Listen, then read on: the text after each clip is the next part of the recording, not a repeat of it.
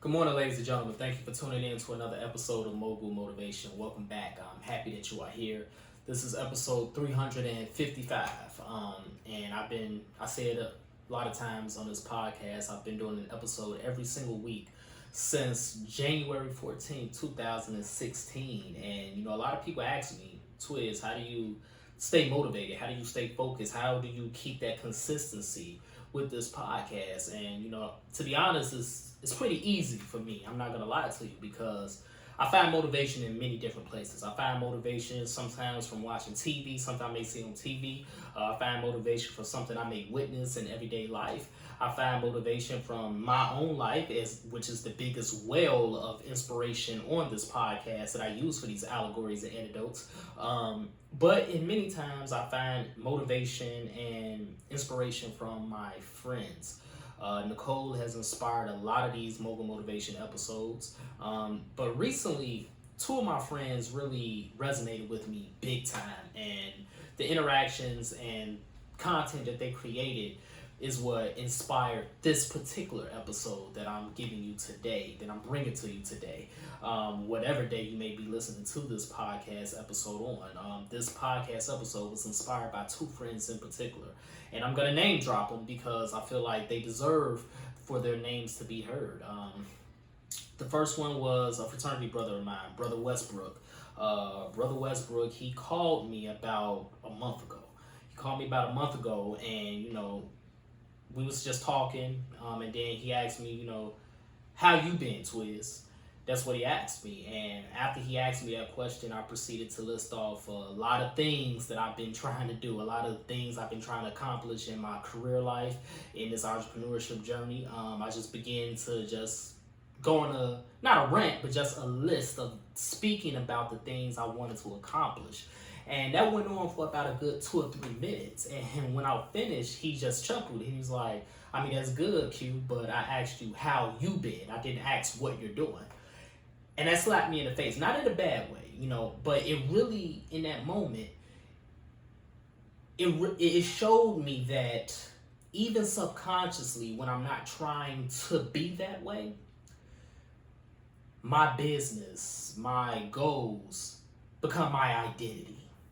And isn't that the way it is for so many of us? Like, the things that we want to accomplish, the things that we are attached to become our identity, instead of us being our identity, instead of our emotions, instead of our well-being being our identity. He asked me how I've been. He didn't ask me what I'm doing. He didn't ask me what I'm trying to accomplish. He wanted to know how I was doing, how my physical, how my mental, how my spiritual state was. That's what he was asking. And in my ignorance, because subconsciously I'm so tied to my business, I'm so tied to the content and to the goals that I want to accomplish, that became my identity. And I began to list off all of these things that had nothing to do with his question. So that was the first instance that inspired this podcast episode. The second instance was recently. It was this week. A friend of mine, Manushka, she is actually the book editor for my second book, Board Games 2. When you get a chance, go buy that on Amazon. Shameless plug. But she was the book editor for my second novel, Board Games 2. But on top of that, she has been my friend for about a good 10 years now, Manushka.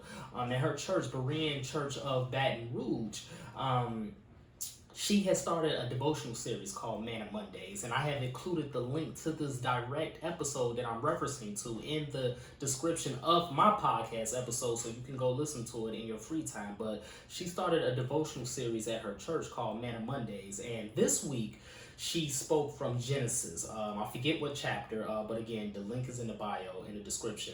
But she was speaking from the story of Joseph when his 2 sons were born. And the names he gave his sons were names that reminded him of the trauma in his past, okay? The trauma he dealt with his father, with his brothers. And just the devotion was about 8 to 10 minutes. And the entire time she was speaking, I just felt as if she was speaking to me. I felt as if that devotional was directly and specifically for me.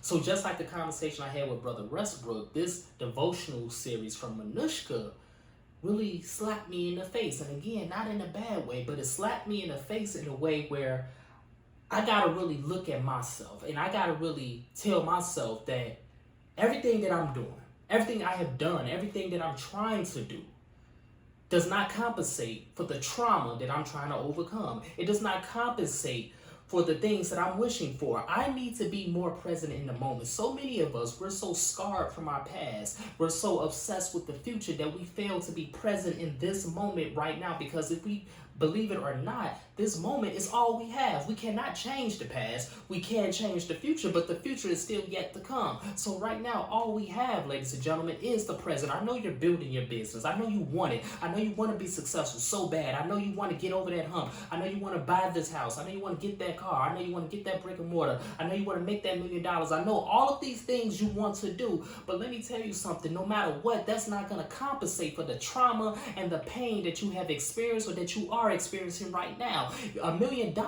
is not going to change that. If, in fact, money, wealth, material things, it just makes you who you are even more so. So if you are depressed right now, when you get $1 million, you're going to be even more so depressed. If you are anxious right now, when you get $1 million, you're going to be even more anxious when you get to that level. If you are sad right now, $1 million is going to make you even more sad. If you are in trouble, if you are in pain right now, $1 million is going to amplify all of that and more. You are who you are, but even more so when you get to the destination that you are trying to get to. $1 million is not going to change your life. If that's the case, we wouldn't have so many celebrities. We wouldn't have so many millionaires and wealthy individuals committing suicide tragically and unfortunately.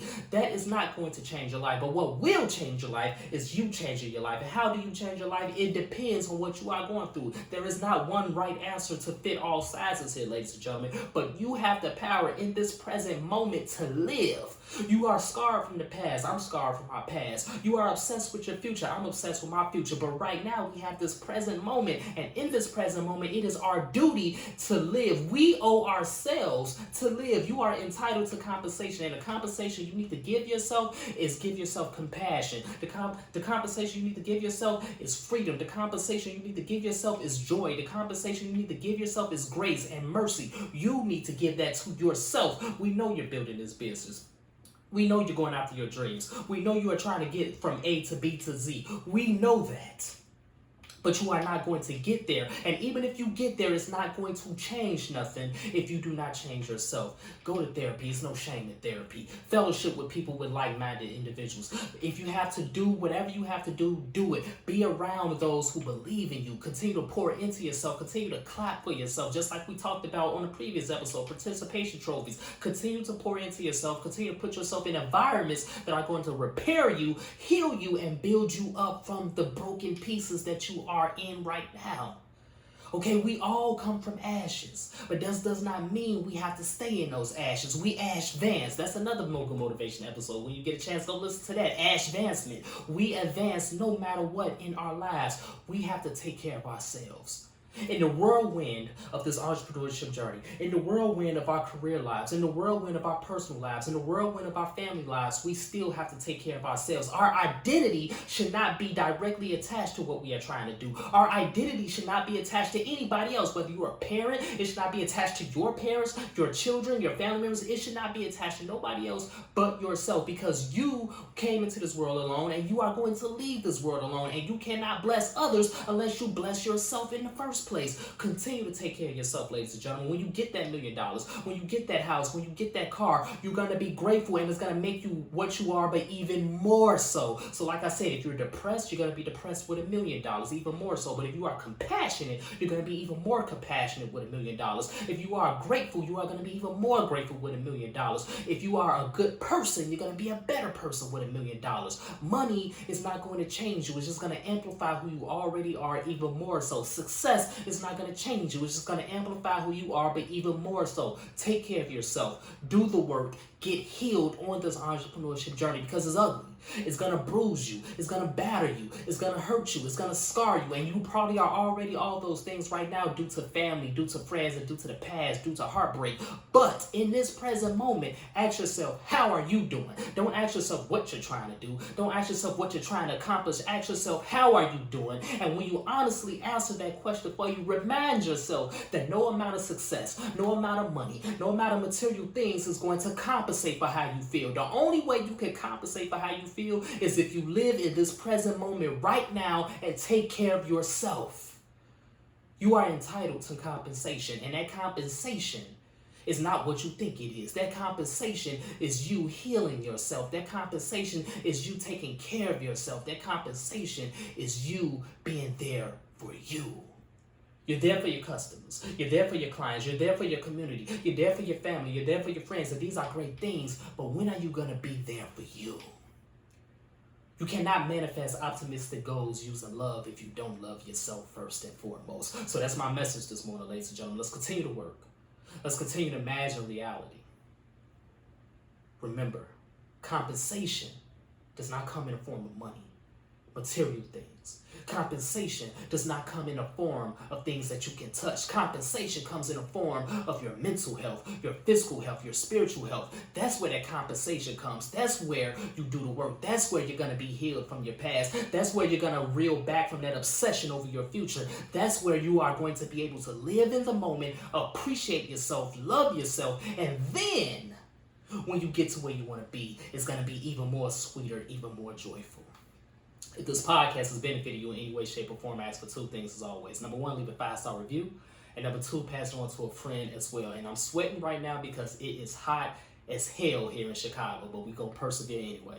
Have a great day, everybody. I'll talk to you next week.